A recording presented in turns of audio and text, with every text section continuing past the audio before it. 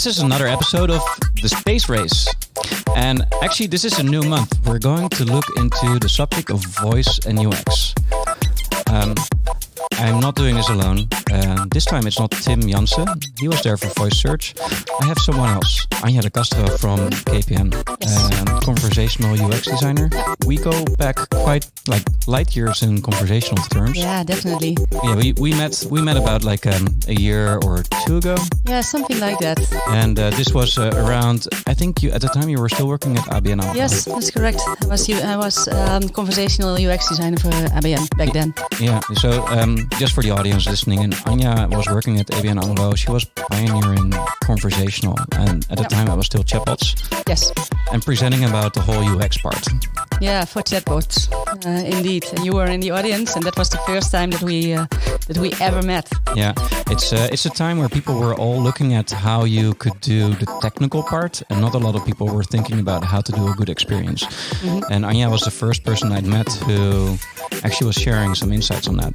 So that's pretty cool, and we're still meeting up. Right now we're in the DDMA, this is a tongue breaker.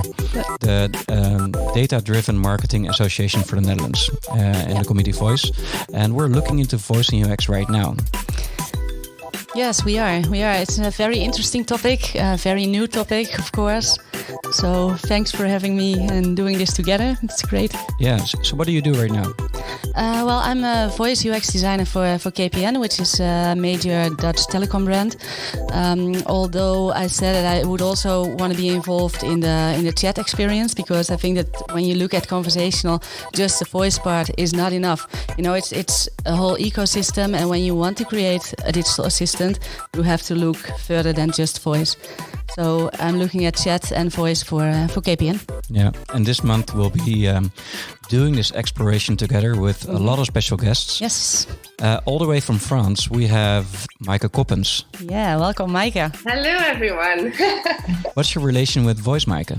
My relation with voice goes back a few years now. It feels like it was yesterday, actually, but it has been like... Last week I was kind of looking at what I went through in my career at Voice, and I realized that, it's been a couple of years now and it's been growing. And a long time ago, my academic path was in linguistics, and then my second was in UX design. And when Voice came about, it was like the perfect match for me. It was like it was meant to be. So that's my history with Voice. And then so I started specializing, and before like voice assistants came to France or to the Netherlands, I was already working in voice with brands in the UK, US. I'd done some extra specialization courses that were at the time only available abroad. And so, I've been growing ever since. And I think that, as I know, perhaps Anja will agree, that as voice UX designers, we kind of grow with the technology. So it's just an ongoing evolution in a still like evolving field. Yes, definitely. Yeah. So if you're going to look into voice and UX, you are one of the persons that's going to be popping up as a specialist on voice and UX in the process. Oh, wow. I didn't realize that it's not my goal in life to be like the one that pops up. My goal in life is actually to empower as many people and businesses around the world to leverage voice technology in a meaningful way. Yeah. So this podcast is all about exploring a topic and then sharing the knowledge back to not just personal colleagues, but also the outside market, not just in the Netherlands, but we're doing this in English, so it's accessible for everybody. And I think while you have your goal, the secondary thing that happens if you're successful, making it accessible, is sharing that knowledge. So we're very happy to have you on this show, and we'd love to learn more from you about the whole process around voice and UX. To kick things off, maybe you can tell a bit more about the whole UX process that goes into creating a voice experience. Yeah, sure. So it's kind of a 4-step process for me. And I why do I say a 4-step process? Is because I am a big fan of using the design sprint methodology for designing voice experiences. And I'll tell you why. today a lot of businesses are still kind of wondering what they're going to be doing with voice. And a lot of the time when people call me, they say, hey, we want to do this thing with voice. And so do this thing with voice is all about the technology and not about the experience, but that's just the reality of things. It's still a new technology, or it's still considered as that, even if we're like a few years in. And so the first thing you need to do is then get everyone aligned on, okay, what would be a meaningful use case? Because in UX, the most important thing is the you, like it's the user. It's not the, hey, me as a brand, what do I want to do? It's the, hey, you as a client or a consumer, what is meaningful to you and what is an experience that you could relate to? And so the very first part is actually research. And I feel like when we're talking about the UX design process in general, and for voice in particular, we don't emphasize enough on the entire research that has to go behind it before we even start designing a conversation, before we even look at, okay, now that we've decided to do this experience, like how we're going to do it, we already have to know if it makes sense to the users to do voice. Just starting out in a closed lab saying, hey, we want to do this thing with voice and we think this would be a great use case, very often does not lead to successful experiences. And I've had this example a few times now working with several brands where we would spend loads and loads of time trying to think about the ideal experience. And then we do user testing in the end and users just say, oh, wow, well, that was totally not what I wanted. And I find it interesting that you guys look at it from a data perspective, because actually, like we were talking about the DDMA, because actually a lot of the research I have now found that if you want to do research upfront, data is a very good way to go about gathering some insights if you can't have, if you don't have immediate access to users to do user interviews or focus groups. There's a lot of data out there, and a lot of ways that people ask questions can be found through data gathering, through text mining. And so coming back to that is, this is a funny story. I was working with a museum, and they thought, well, let's do a great voice experience. And by doing that, let's propose that people listen to historic facts, fun facts. And so that's kind of what we put up front in the architecture and the flow of the conversation was this was really the emphasis. And then when we did user testing and we were kind of asking questions around the utility of the voice experience, users came back to us saying, well, actually, all we wanted to know what was the actual exposition at the moment. What can we get there? At what times is there a lot of people there? What's the best thing to visit? What are some opinions of other people that have been there? And they didn't really care about the historic fun fact at all. No. So yeah. When did you find out about this? Well, in the process, how fast do you go to check with actual users? Well, because I'm using the design sprint methodology a lot, and I've tailored it with serious games and data integration. Actually, this happens on the fourth day because design sprints are made the process is all about doing things in 4 days. Yeah. Although they say 4 days, but you do a lot of research up front. So I just want to be honest about it. Because the entire marketing thing says, oh, we only do it in 4 days, but actually we do a lot of research up front. So the entire thing is that when you use something like a voice design sprint, you actually get in front of users really, really quickly. And that is magic. Even if it takes afterwards time to actually implement and build the voice experience as a whole and not just a prototype, you already get those valuable insights. And that's gold. I mean, that saves you months and months of useless development, useless back and forths with all kind of department heads that kind of want to have their say, because everyone is aligned during those 4 days. We get together, we get everyone aligned, and then we have actual users, we do the testing.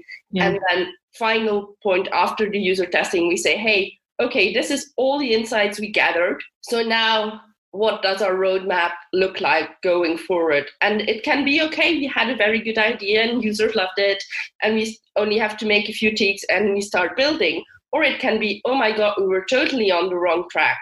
And we just need to do it in another way. One of the clients, a big appliance brand in France I worked with, had been doing their voice experience, had been live for quite a few months, and they were not getting quite the traction that they were expecting. And so we decided together to do voice design sprint during 4 days. And during that sprint, it became quite obvious that in the beginning, the idea for the sprint was optimizing the current experience. So that was the kind of challenge, like how might we optimize our voice experience to make it more intuitive. And then by the end of the sprint, what happened was that they said, okay, wow, this has been like so eye-opening, but it also kind of means that we have to like throw around our entire roadmap for next year. I felt kind of guilty because I thought, oh my God, like I came here and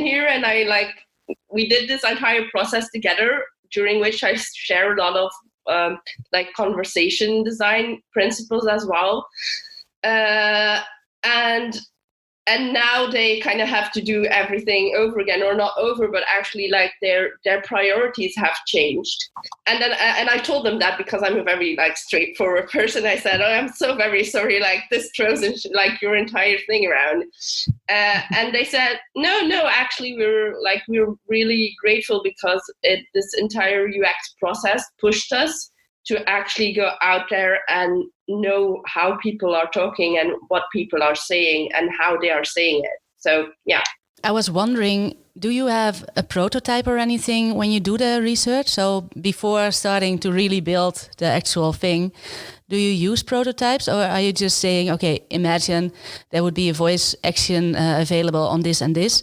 Would you use it? A lot of the research I do upfront. So before we start the designing, will be user interviews and focus groups or data gathering without a prototype, really just asking about appetite for that kind of skill, like doing a lot of research about what's out there, benchmarking. This is all the upfront work. And then we do the design sprint, which takes 4 days, and on the third day we make a prototype. This prototype can it depends on the time and the resources that we have, because like every business has different resources, different possibilities, but you can prototype for voice from a very low fidelity to super high fidelity point in 1 day. It's possible. Like, okay, you won't be able to plug APIs and you won't be able to like do all the dynamic data in there, but it will give you a very like high fidelity prototype. And it's a bit like wireframing for regular design.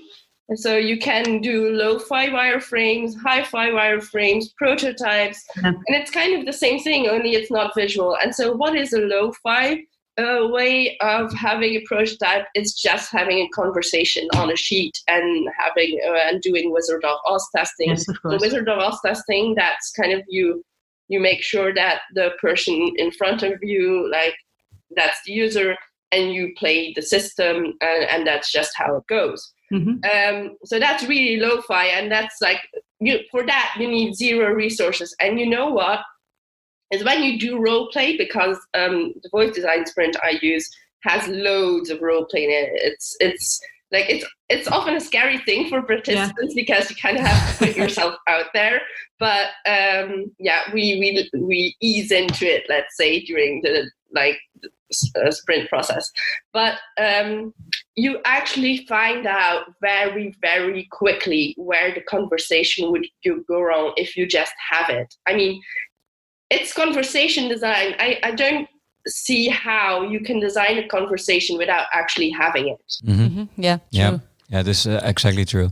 You don't want to go out of the building on the 4th day or 3rd day and see that nobody understands what you wrote down or understands your navigation, that kind of stuff. Yeah, totally. And also, so that was the lo-fi. And then you go and you can use prototyping tools. There, we have the chance that a lot of prototyping tools are starting to get better. I remember when I started out, there were 0 prototyping tools for voice out there. Yeah. I mean, it was just, okay, how are we going to do this? This is going to be, how are you ever going to prototype a thing that's unprototypable? So we had microphones and headsets and sound blasters and all of that.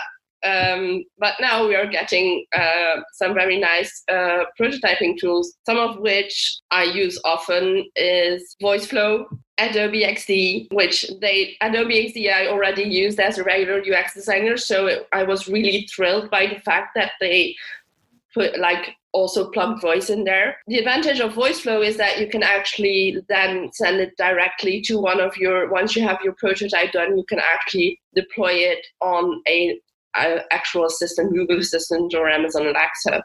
That gets you even closer to the actual real thing for testing. And then the testing in itself, for in the sprint, we do a lot of qualitative testing. That's to say, it's with 5 people, 5 users, because you in UX, when you do testing with 5 users, you kind of uncover about 80% of the issues.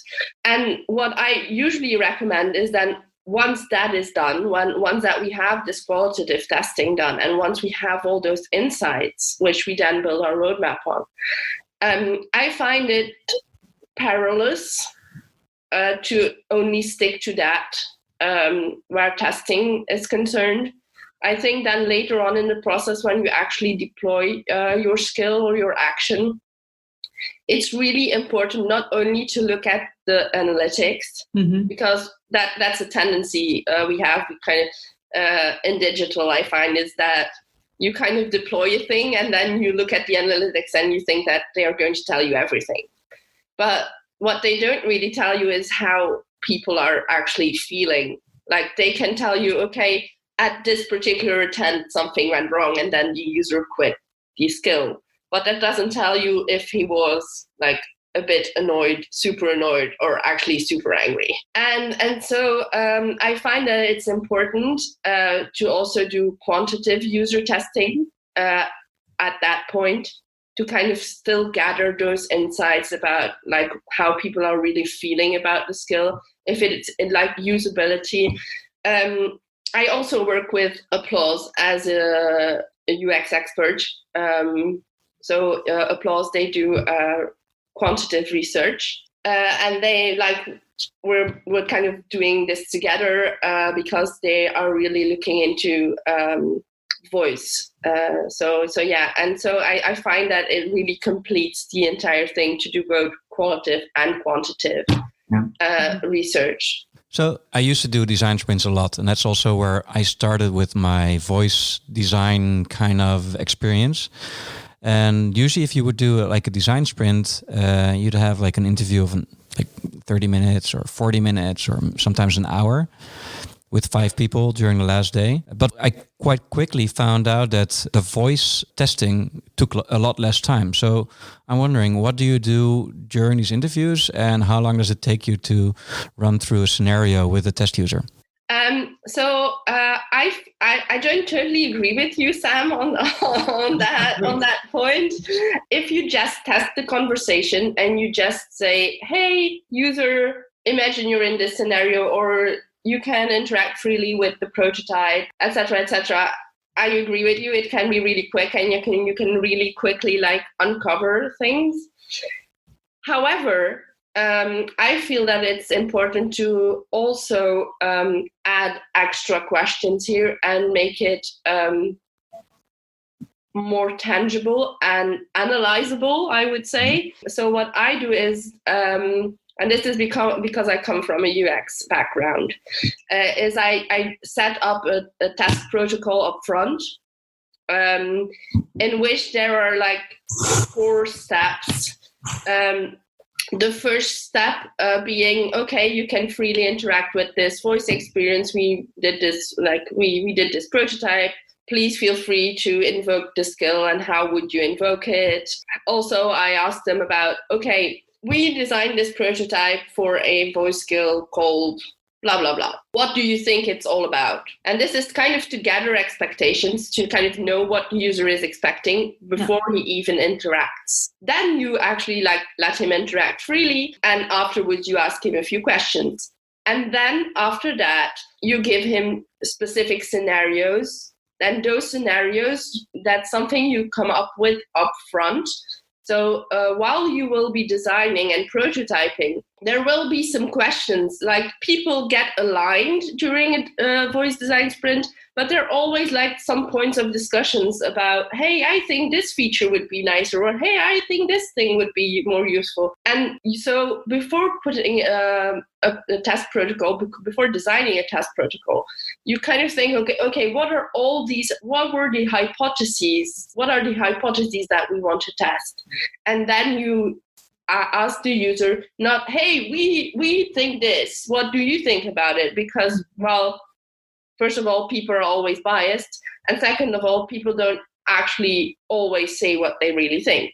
That's because we're humans then. And so saying them, okay, well, imagine yourself in this scenario. Now you will use the voice skill to do this particular thing. And then you have them run through the voice skill to do that, to run through that scenario, to do the task they were supposed to be doing. And then afterwards, you ask them some very specific questions that are about, on a scale from 1 to 5, how clear was the information that you got? Or from a scale from 1 to 5, how easy or difficult did you find it to get to the information you wanted, etc., etc. And so you do that for 2 different scenarios, and it usually, I find that it usually takes up about a good half an hour or 40 minutes. Yeah. Yeah, now that you say so, I mean, we've been exploring. That's really the type of exploration part. What would work in terms of voice for a specific brand, but other things were more service focused. So they were very clear. There's a goal that the client would like to achieve, or the customer, the end customer, and then we would work from there. And then we would talk to many people, not 5, but 20 a day or something like that. So that is a different approach. Very different, yeah. There's value in both, I guess. So what you're saying is also, it's very valuable to get better insights than what you had inside the room where you were designing with the people from inside the bubble. What I think is the one doesn't exclude the other. I think that both are very complementary. It's about going broad and going deep. Yeah. So you can go broad and deep, and that will give you the entire spectrum of insights. And what I was wondering, you just mentioned the conversation design principles very quickly. Could you elaborate a bit on those? So the conversation design principles that exist today are based on things that we learned not only about conversation as a human thing, because that's actually how Google tells you what conversation design is all about. They say it's a design principle that designs human-computer interaction based on human conversation, right? So the conversation design principles that they take away from that are based on what everyone now knows, because everyone talks about it all the time, crisis maxims. So I find that those principles work great for human conversation. I do think there are quite a lot of things to learn from it, from a human-computer interaction point of view. Maaike, sorry for interrupting, but could you, for the user and for the listeners, explain a bit what crisis maxims are? I feel like I'm talking to you, so I know what it is. So crisis maxims are all about what people are expecting when they have a conversation with you. There are 4 to 5 principles there. One of which is whatever you say, the user always expects the thing that you say back to him to be relevant. So if someone talks to you and asks you a question about what food did you have this weekend, they don't expect you to tell them what the weather was like. No. So another principle is the quality, and this is actually interesting because the quality principle, people always feel like it doesn't really apply. to chatbots or voice experiences. The quality principle says that you should always you expect that the one you're talking to is always telling you the truth, or at least what he thinks is the truth at the moment.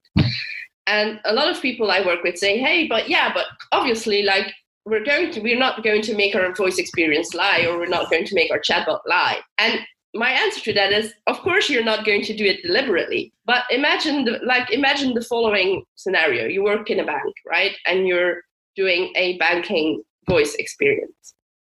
And the user asks, hey, what time is the bank office near me open today? And so the APIs send back data and say, your closest banking office is this and this and that.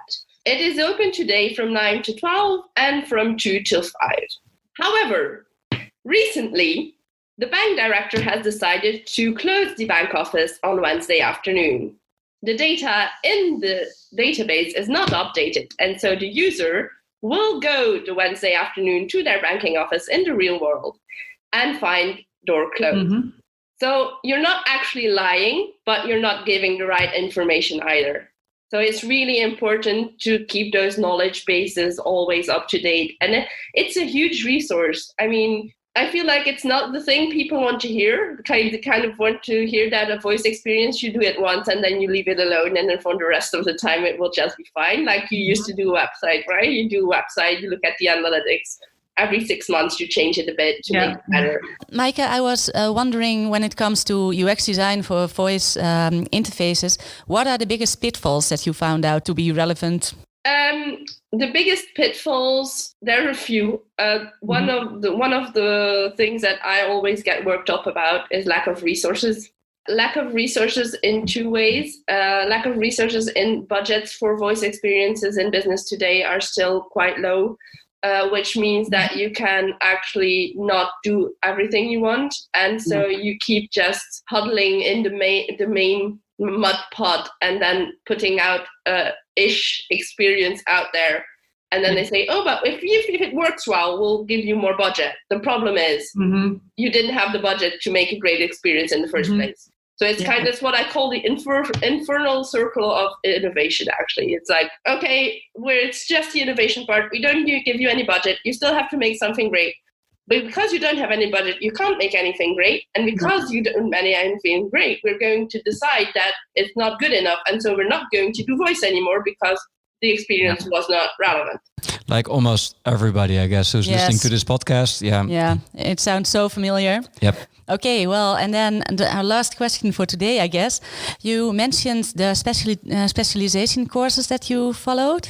So there are a few courses out there now, and I think you'll be having Hans van Dam from RoboCopy on the podcast quite soon. Yes. But Hans's course didn't exist yet when I started out. But the one I follow and for which I'm now a mentor is the Career Foundry course on voice, and that particularly emphasizes UX, information architecture, not just copywriting or content, but really like how to do the user testing, focusing really on all the very UX parts of it. And then because I was very interested in the design sprint, obviously, I would totally recommend doing the AJ and Smart course on design sprints. And I will be soon putting and this is an exclusive actually.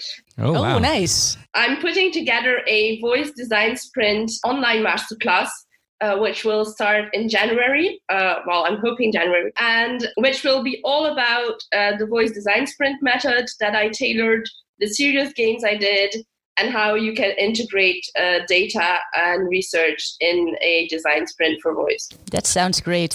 So if people would like to know when this becomes available, is there a place where they can sign up? Actually, there is. So first of all, you can reach me personally on LinkedIn. And I'm sure Sam will put all the links in the... Yeah, they'll be in the show notes, yeah. And then the website for the Voice Design Sprint Masterclass will be soon online, and it's at www.voicedesignsprint.com. Nice domain. Good, yeah. That will definitely be in the show notes. Yes. If people like to know more about you personally, how can they connect or follow up with you? the best way to connect with me is over LinkedIn. And I also host a voice webinar series every month in which I do a bit like you, like get expert guests to share their knowledge.